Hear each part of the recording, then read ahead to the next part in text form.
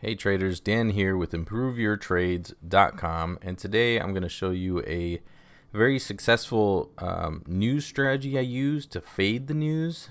So what happens is when you trade the news, you're trading the reaction to the news. You're not trading the actual news.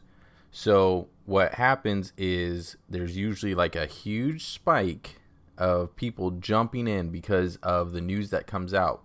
But then if you look at the fundamentals of the news, you know that, it's probably going to go down. It's not really, everything isn't as it appears, type of thing. So what happens in this strategy that I use, so yesterday, Friday, June 22nd, 2018, was the Canadian Consumer Price Index. And it came out, everyone's watching the calendar. And at 7:30 my time, Central Time, Chicago time, there was a huge spike because the news for the Canadian dollar came out worse than expected, a little bit worse than expected for the Consumer Price Index. So what I do is here at the 5-minute, this is the 5-minute charts. So at the 5-minute candle, I watch what's going on. Right, so I watch this whole candle, and I like to pay attention to news events. I pay attention to news events, and when I see a big spike happening, I get excited because I know that I could trade it back to the original price. So I see a huge spike at 7:30, right? And then on the 5-minute candle, let me get rid of this real quick. On the 5-minute candle, I let it finish. So I let it close, and then as long as I have a good risk to reward, right? So if I click here, so let's say the 5-minute candle closes. I click right here. This is where the candle closed, the red one. We're looking at the red one, 5 minutes. So, and then I set my stops outside the candle about whatever the spread is, a little bit more than the spread. So, whatever this is, Canadian yen, 4 pips or whatever, 3 to 4 pips.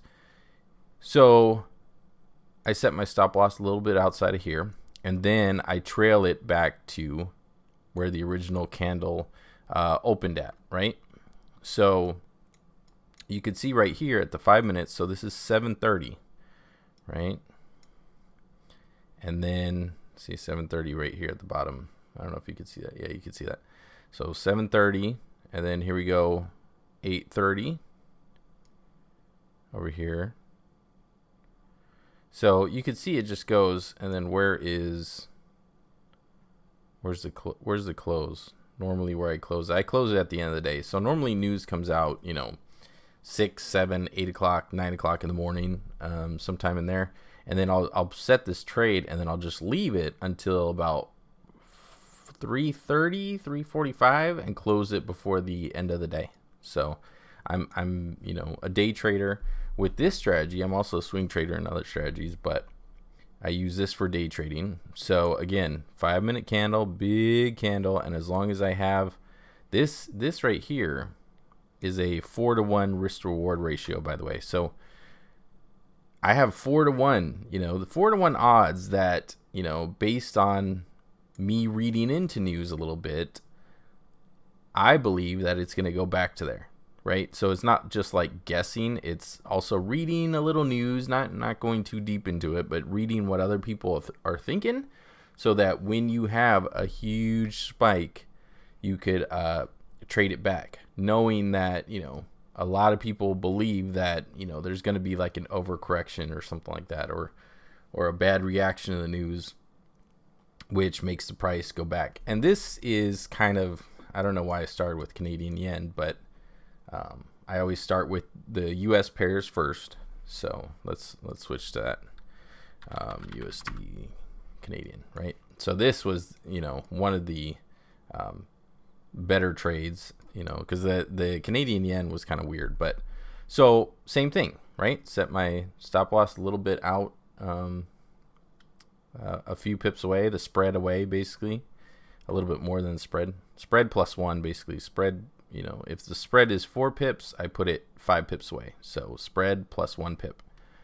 And then again, this one has a 5-to-1 ratio. So this one's really good. And all I'm doing is setting my stop here, entering at the 5-minute candle, at the close of the 5-minute candle, and trailing it back to where the candle opened here at the bottom. So you can see, I mean, this one is great. And then when I get 1-to-1 risk to reward, which is right here, that's where I move my stops to break even. So that's how I manage my trades, right? So that's actually when I move it to break even. So as soon as it gets here, which it got here pretty quick, I'm in a free trade now, right? I'm not going to lose any money. So what else? I'm just trying to think what else. But yeah, I mean, it was great all the way around. Like the let's go to the pound CAD. Pound CAD, same thing, you know. Spread plus 1, go down, move your stop to break even once you get your 1-to-1 risk to reward, and then yeah, you could see this one really went, you know, straight down really quick. And then again, close my trades at the end of the day. So here you go again. Just beautiful. So normally I look for big news events like that, you know, and the Canadian, you know. So another thing I wanted to say is when I read fundamentals, right? I don't like fundamentals, but I think they're required a little bit. Like you have to know a little bit about what's going on with the underlying events around the currency. So what I do is, like yesterday, Friday morning, I got on about an hour before this and went on Google and typed, you know, Canadian CPI, Consumer Price Index, and then I search news, and then I do news within like the last hour or last 4 hours. It gives you an option to search on Google like that, so that I could see from that morning what people are talking about. So like, you know, and normally that carries over from the London session, right? So like everyone in the London session is already talking about the Canadian session when the US traders are waking up. So you could see, like, you know, think of it like checking Twitter. You could basically check Twitter in the morning to see what's going on with the Canadian and try and make a guess. If you see a huge spike up, you know, you could read that it's probably, you know, it's probably a false breakout or something. You know, it's probably going to go back. And again, with this, this is EuroCAD, 3.81 to 1 ratio. I mean, that's good odds, you know. And a lot of times, you know, as traders like to overreact to stuff, myself included sometimes. But, you know, that's for another video. Anyways, thanks for watching. Don't forget to check out the website, improveyourtrades.com, and check the links below for some additional resources. And hope you guys have a great day. See ya.